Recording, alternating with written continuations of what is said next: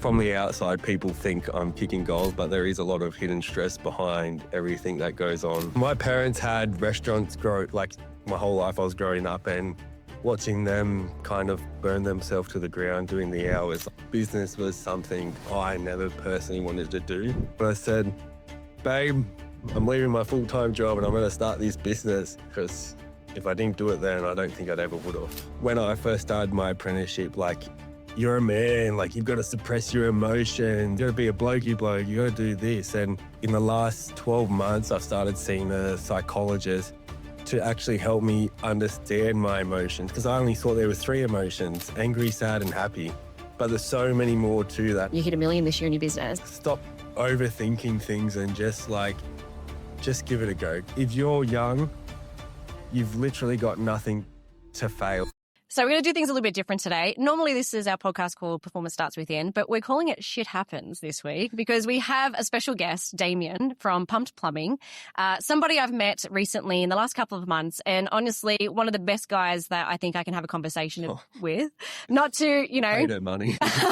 He's paid to be here, guys. But mainly because I wanted to have a really good chat about business, talk to other people in B&I and business, and also you are somebody that is like kicking goals in what you're doing with both family and also with what you're doing. So I really want to welcome Damien to our podcast today. No, I appreciate that. I wouldn't say kicking goals. I mean, it's hard. Like, I think sometimes I don't slow down to realize what is actually going on. So it is nice to hear that from the outside, people think I'm kicking goals, but there is a lot of hidden stress behind everything that goes on. So thank you for that. You're welcome. And absolutely true. And I think we've had a conversation already coming into studio today where you made a comment of what's happening in my business, and we are unaware of what happens on the inside unless we actually have conversations about it. And so I love that's what we're going to be doing today as well. Yeah, I'm excited. First podcast. It's taking my virginity from my podcast. And we're calling it Shit Happens. So watch this space. Damien's going to be having a podcast called Shit Happens where we can just talk shit all day. Exactly right. Yeah. And the reason that obviously we're going to call it Shit Happens is because you're in plumbing, which you're not somebody I would normally have on a podcast or a guest. But before we get into what you do, I would love to know, who is Damien outside of Pumped Plumbing?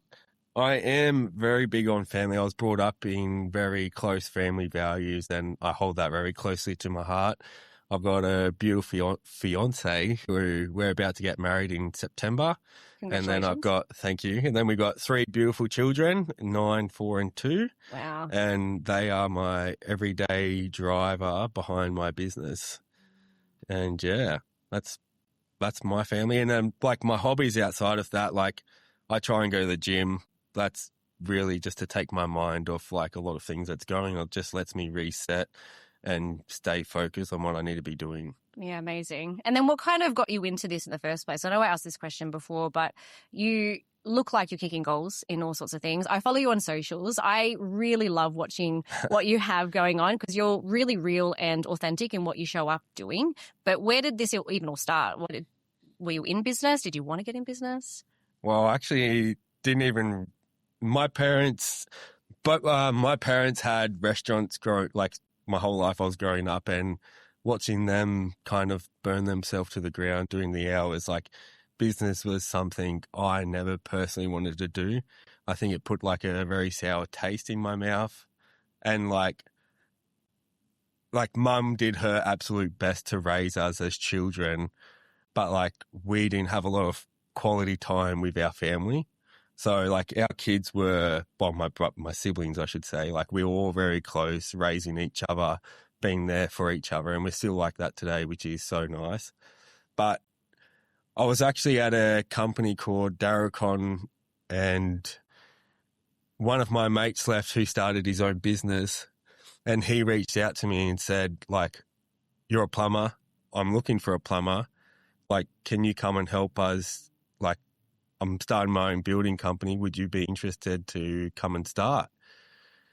And I was like, oh, I'm probably not in the best position to do that, but I'll come and like help you guys get started on the jobs. And that slowly turned like all my weekends into his work.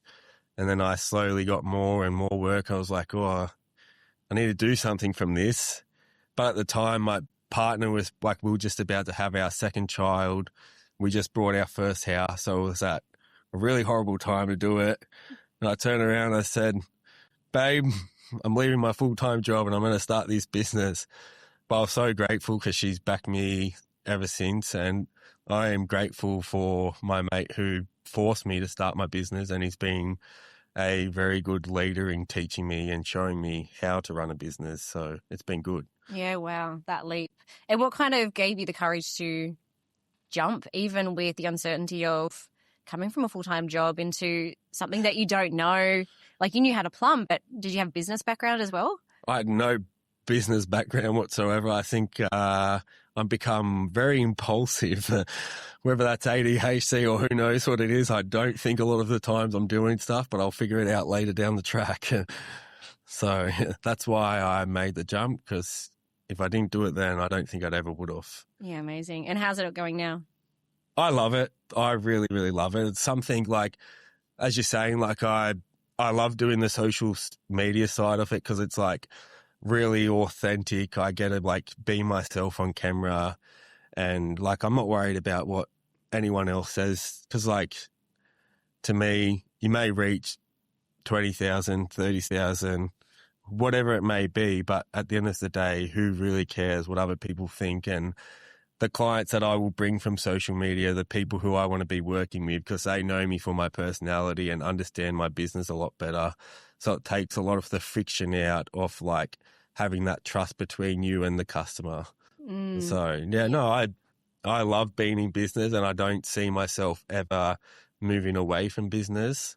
Yeah, I don't see myself ever moving away from business. I see myself coming off the tools and being like a lot more of a leader in my business and trying to push my business to grow. But I'm very lucky for the team we have. I've got my right-hand man, Josh, who has been the best hire I have ever done, because he really supports my family and I in everything we do together. So, yeah. Yeah, I love that. Yeah. And it's very true. It's what we teach a lot in our workshops and with our clients as well, around what you put out in your socials, you'll attract the same back, because people are aligned and see your values and they see themselves in what you do. And so rather than focusing on the virality of content and saying, I want to reach millions of people, it's like you want to put out who you truly are and what you believe and the work that you do, and you will naturally attract those people that want to do business with you back. And from what it sounds like as well, when you're hiring, it's also helpful.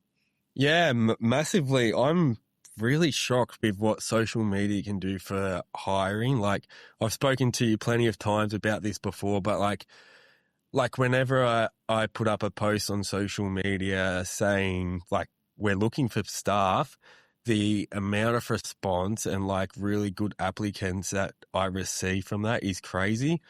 I've never even gone to another platform to look for applicants. Like, but I've got other people who are like business mates who are on Seek, and they're paying thousands of dollars to try and find this right applicant. I'm like, you've got to get on social media. Like, it is awkward to begin with, but like it is game changing for businesses. And I think the way business are being driven towards with like AI and everything, I think social media lets you separate that authenticity from AI, and that will help you find people that you're actually looking for. Yeah, definitely. And also build that trust now.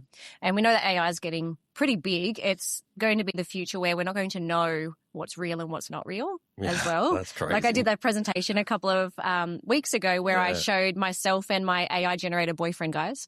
And I asked the group which one's real. And it looked pretty legitimate. And imagine if I just popped that on social media, no one would actually know any different. And so being able to have a bit of raw and real stuff on there, I think is just going to cut through straight away to who you are and what you do, and be a bit more trusting and believable. Yeah, that is so true. Like, yeah, that is a really crazy perspective to like, yeah, the unknown with AI and not knowing who to believe and what to believe is definitely going to allow your business to stand out from other people if you're being authentic, for sure. Yeah. Yeah. And then so how do you do that with your team? Because you've got yourself, Is it Ryan's your right-hand man? You've got a small... Josh is our right-hand man. Josh is. So I've got 3 tradesmen at the moment and 1 apprentice. So I've got Josh, Riley and Sonny. And then I've got Jai, our apprentice. And like we all have, like we have our group chats, but we all like get along as family. Like I believe I want my crew to be a family. Some people think I should divide that as a business owner. So they think I'm this business owner and they see me as their boss, but I'm not the type of person who want to be like that. I want to be known as a family person. I want my team coming to my son's 3rd birthday or like when they get married. Like I want my team to be a part of my family, and like my business is their business too. Like I don't want me to be taking all the profit. I want to be giving back to my team members as well, because I've learnt in business that it's not a one-man band. Like you're not doing this by yourself. You need to have people in your corner to really help you grow your business. Yeah, beautiful. And so how do you maintain such good, I guess, brotherhood or culture, as some people describe as, to keep it like a family? There's a lot of bullshit talk. There's a lot, like, I don't know, like we're just like blokes just talking shit to each other, and I like that's what I'm going back to social media. Like these are people I've hired from social media because they follow me for my personality, and it makes it a lot easier for me to get along with. Like there's no real clash because we all get along with each other because they knew what they were getting with to start with. I did the interview with them and we got on like a house on fire, and nothing's ever changed since then. So it's all a kind of gut feeling in a way. I think so, yeah, 100%. I think like you've always got to go with your gut. I mean, like I'm very impulsive, so I don't know what that gut feeling is. Yeah, drive, impulse, ADHD, all of the above. Yeah, I can probably. Put my hand down to all of those things. Literally. So no, like, and we all specialize in our own different little things in plumbing, and like we rely on each other. Like they teach me things in plumbing because there's such a wide range of skill in plumbing. Like you're not going to know everything, and you've got to be open ears to everyone, because there's so many different ways to do things. So we all just listen to each other, we'll teach each other. And like, that's why our first year Jai, he's like really excelling in plumbing. Like I've never seen an apprentice do as much as him at 17 years of age now. And he's just killing it. Yeah, amazing. Do you think that's the secret to having a good business, is always being open to learn from even your people? I think as a leader, I think a good leader knows how to listen and understands how to separate from what to take on and what not. I think like other people's opinions matter a lot, because you're not like, an opinion comes from a place of feelings. So if someone's not understanding that opinion, there's always going to be a little bit of tension between that person. So I think like, yeah, like you really got to listen to your workers. And I really believe the market that we're in today as business owner is that employees run the market for employers. Yeah. Yeah, definitely. Let's talk about the shit stuff in business, because I know that you're an open book and you openly talk about how things are in the back end. What are some of the things that you can share for other gents, other tradies, other apprentices wanting to start their own business? It's not rainbows and butterflies. There's a lot of stress, and there's a lot of learning that you've got to be open to. There's going to be a lot of times where you put your money into the wrong place where you wish you hadn't off. There's going to be, I'm a massive people pleaser. The biggest thing for me is I'm not going to please everyone. Saying no to jobs, that's been really hard for me. God, it's just constantly like you're never at one stable emotion, I suppose, and you really need like a stronger half to be doing it with, and just you need to have people in your corner that you can bounce ideas back and forth to, and find like someone you can really talk to about how you're feeling, and they're not going to judge you for what you're thinking. Is that why you joined BNI as well, to have those chats with other people that kind of get it? Yeah, well, that's literally why I joined BNI, was to educate myself further in business and to gain a better understanding of like businesses, and obviously just to open up my networking. And it's been unreal for me because it's grown me as a person, even to be doing this right now. Like in school, I was such a shit talker. I was wobbly all the time.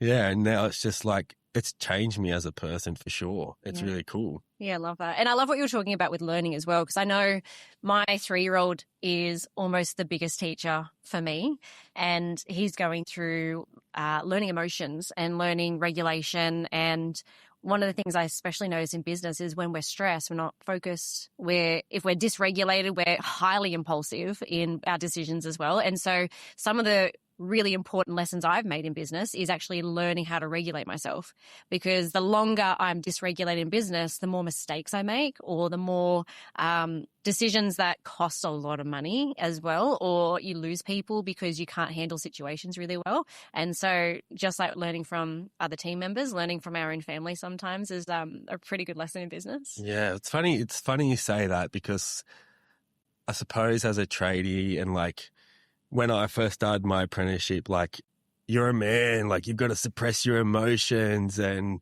like you're not allowed to feel like that. Like you got to be like this. You got to be a blokey bloke. You got to do this. And it's literally like in the last 12 months, I've started seeing a psychologist to actually help me understand my emotions, because I only thought there was 3 emotions: angry, sad, and happy. But there's so many more to that. And when you can start to understand what emotions you're feeling, like I personally think it's grown me as a parent, but then again, like as a leader, because then, as I was saying before, like you can understand people's opinions and like really grasp what emotions actually are. And I think that has changed me as a person massively, is like getting help for something that I'm not actually understanding how I'm meant to be feeling. Which is so great and such a good lesson for other people as well, and other men as well, because I see both sides. I've come from a policing industry where nobody shares emotions, and you just get back on the horse, you pretend it didn't exist, all the way through to, you know, our group and community. So many people see psychologists or counselors or mindset or just business consultants or coaches in general, because you know, sometimes having a different perspective is helpful.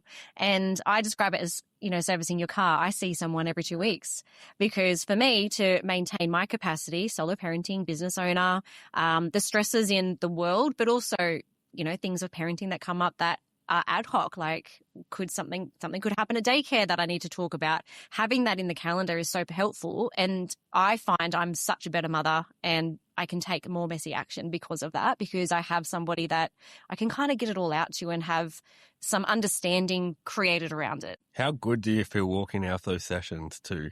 Like after you leave the room with the person, whoever it may be, you're unloading, like it's just like a fucking weight off your shoulder, and you just like, every time I leave that door, I've always got the biggest smile on my face. I'm like, I'm going to go fucking conquer the world. Like I can do anything. Yeah. Yeah. So and it's always having to put it in the calendar though, I think. It's funny, driving to studio today, I got a phone call from mine confirming my appointment for next week, and I forgot that I had it. I was like, I have so much stuff I need to do in business. I'm like, do I just cancel it or whatever? And I go, no, because I know what will feel. It's like going to the gym. You know, you feel better afterwards. You don't want to do it before. Yeah, 100%. And it's going to make such a difference by doing it rather than putting it off and avoiding it, and then having it as a reactive part of life. Yeah, definitely. I definitely agree. So going to see somebody, making sure you turn to BNI and involve yourself in more of your business. How are you with your family and maintaining capacity with a business owner and 3 kids and a almost wife? I would like to think I'm doing a pretty good job. There's always room for improvement in family, and like it's always very chaotic, and sometimes you just get into a rhythm of doing things. And like sometimes you're not appreciating being with your kids and just actually slowing down. But I think like at the moment, like I'm in this period where like I'm trying to stop doing things on the weekend, and my partner and I, we take the time to take the kids out and just like be really present with our kids. And that, like, you can see it works because, like, they love it. And, like, there is nothing more rewarding than being a dad and just a parent. I love it so much. So much. And I know that you said before that's why you started your business, to be able to have that flexibility, to have those moments with them and be a bit more present. And if you don't mind me sharing, you hit 1 million this year in your business. So it's not like you're doing, cents in your business. You're doing really well. You've got a really good team and also still managing a family.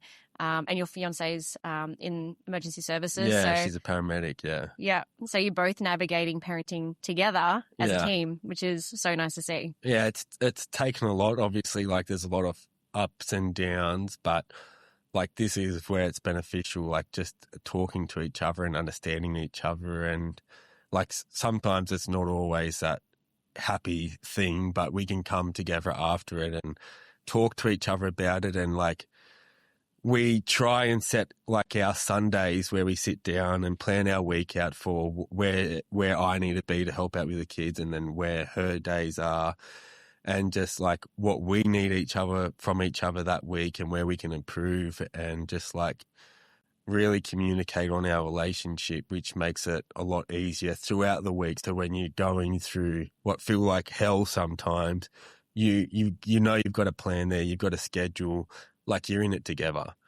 So yeah, I love my family, I love my partner, and yeah, it's really, really cool. It works. It's a bit clunky at sometimes, but it works. Oh, yeah, that's nice. Yeah, it is. It's beautiful. Controversially, what have you seen out there that is completely against everything that you believe in with what you're doing? Because you can see so many trades out there. There's so many different businesses. Like, and it's not because we're on a podcast and it's not me just kind of backing you. It's more of, I've seen you on socials. I've seen you in person. You're a genuine guy. You seem to really care about your family and your people and the way that you do business, and you do it with a lot of integrity and, I guess, soul is the way I would describe it. But there's not always people like that out there. No, I mean, that's why you see there's been so many times where you put on a current affairs and you see plumbers popping up, and unfortunately there are, like, to me, I believe they're taking a lot more of the pie than they should be, and that really irks me, especially when you go to, like, elderly people's house and you see, like, these quotes what these other plumbers have charged, and, like, I get it, they're a business and, like, they're in it to make money, but to me, like, ethically, like, it's just, like, we're all struggling together, and I don't see why putting someone else out so you can benefit a little bit more is completely fair. So I think, like I tell my clients today, like, always go and get 3 quotes. Like, if the quote's a fairly larger price, I will tell them, like, make sure you get go see 2 other plumbers. I've got plumbers. If you don't know any other plumbers, I will give him other plumbers' name.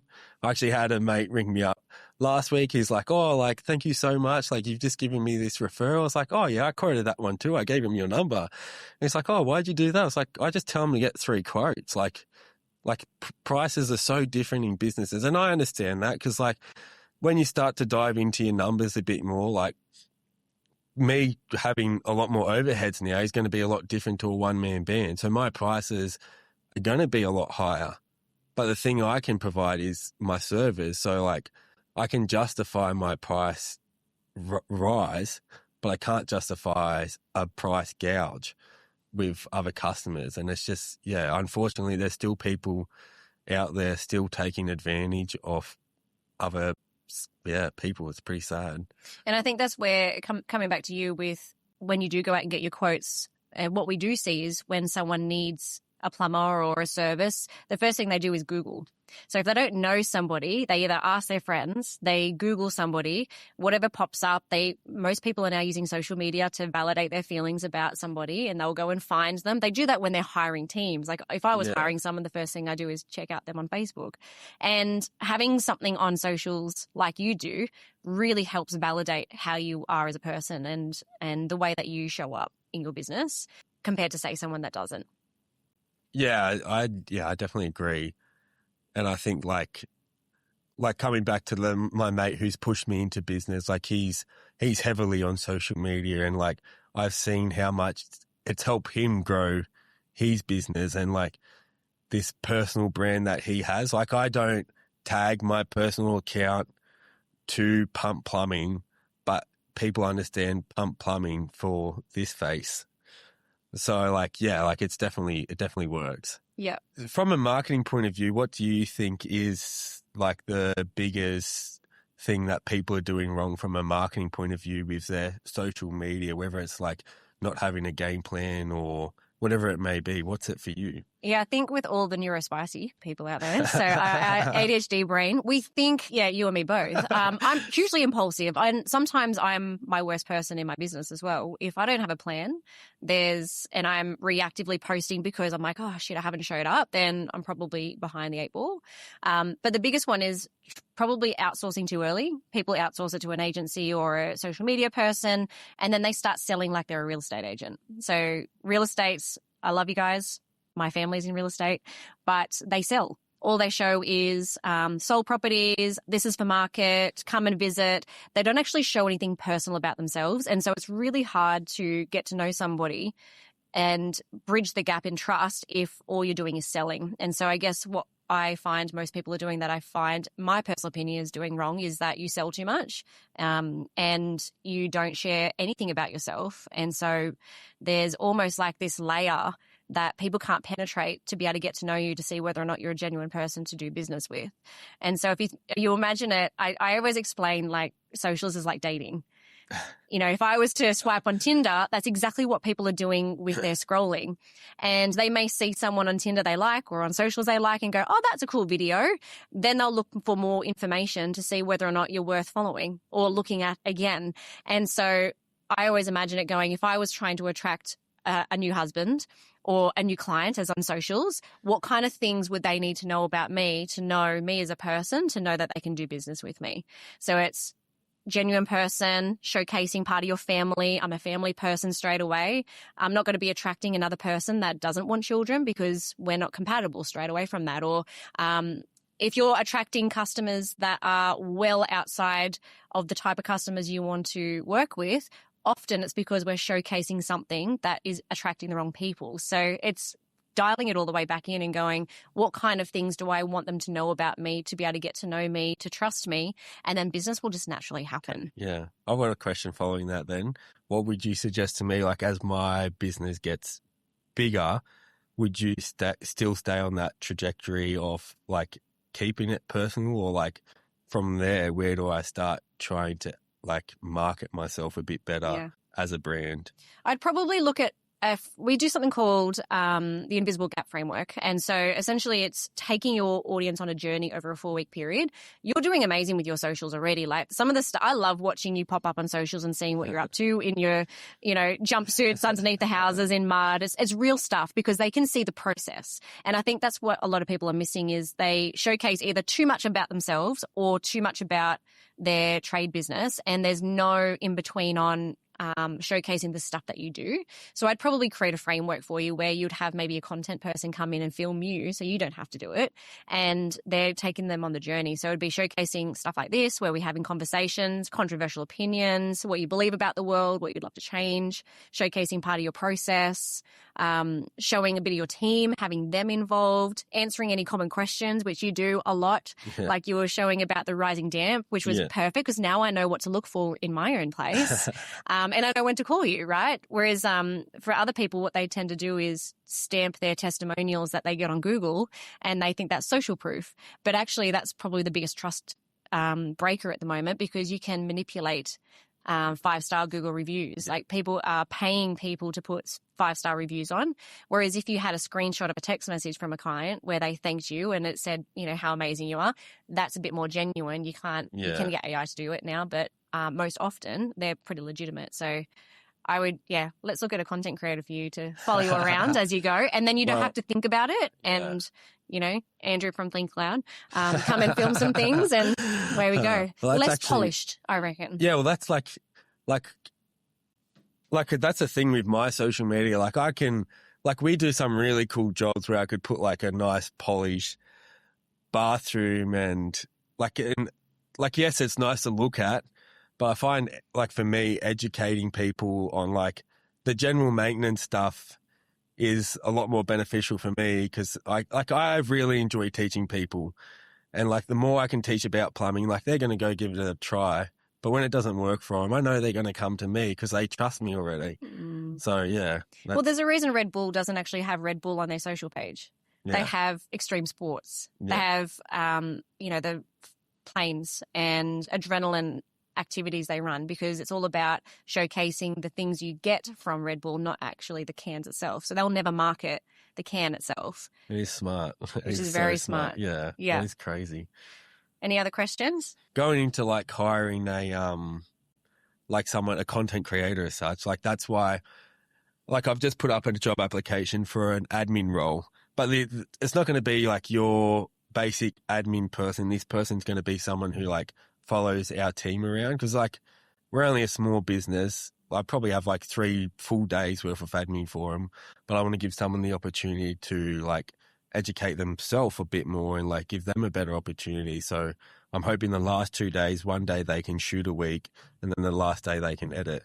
So it'll be a lot bigger package that we're offering than just this general admin person. And I'm hoping that we can connect with the right person to like let them grow their own skills. So if they ever wanted to start their own business, like we can guide them with that as well. So it is definitely something I want to, because I'm not the best. I should be posting every single day. And at the moment, like there's just been so much going on in the background. I'm making excuses for social media, but it's just where I need to put my time. Like social media is definitely important in business. Yeah. Especially as the way we're going at the moment. As Oh, much as I would love to say I want to hide from it and wish we were never on it because it's all consuming and, we all know that scrolling of a night time for 2 hours is unhelpful, but it is part of business where people are no longer using the yellow pages or Google, they're using socials. And so the more we're in it and well before AI takes over and we're like head of the trust in the area, we're going to be doing really well. So if I went to my mum and told her that I was going to be an influencer, she would kill me. But you're essentially kind of what you're doing. Well, you're not an influencer. Exactly right. Like that's exactly generally what you've got to do to be able to grow your business. Like obviously there's that stigma around being an influencer, but like unfortunately that's today. That is today. And if you don't keep up with it, you're going to fall behind. It's interesting you say that because I was sharing before that I've been asked to do a marketing program for the inmates in the corrective services so that they have some skills when they exit correctives into jobs. And we were talking about how they've been in there that long. Some of them actually are not exposed to what social media is. And so they're at the risk of coming into our world and having no idea what any of it is. It'd be almost, we're at the same level with AI and socials that we probably were when mobile phones came in, where we went from having a landline now to having a phone in our pocket that we can do absolutely everything with. No one has a home phone number anymore, right? Unless it's a business or grandma. But it's a scary thought to think how far, if we don't pick our game up and actually try to get good at it, we may be very much left behind because everybody else is doing it. And so if we just go into the mindset of, I'm going to have to at some point get good at it, or at least pretty good at it, or learn about it because my competitor next door will. And if they get good, they're going to get all the business because when they Google and look them up, they're the first one that they're going to like and see. So yeah, 100%. And you're reaching a much bigger audience as well, which is cool. Yeah. Yeah. My question to you before we finish up, I would love to know from you, if you could leave anyone that's listening, whether it's a tradie, a dad, a business owner, an apprentice, with a really, really important message you have learned, what would you love to tell them? Give it a fucking go. Stop overthinking things and just give it a go. Because if you're young, you've literally got nothing to fail. Like you've got so much behind you. Like you've got plenty of years to keep things and trying again. Like just give it a go because business is where it's at, I reckon anyway. Yeah. What about you? Oh, I think the older I get, the more risk adverse I become. And I think being a mother especially and having a policing background. And so I'm having to remind myself to keep giving it a go. And I don't just taking on the back end of yours, I don't want ever to get to 80 and regret that I didn't just put my big girl pants on and do it anyway, because I'll have no time left at the end. So my lesson and my message would be, what is it that you want to get to the end of your life, knowing that you at least gave it a red hot crack and you won't be sitting there regretting it when you die? Yeah. Setting my kids up for the future is definitely what I get with what you just said. Like, that is the driver. Yeah. Beautiful. Thank you so much for joining me today. Thank you, Tash. Loved this so much.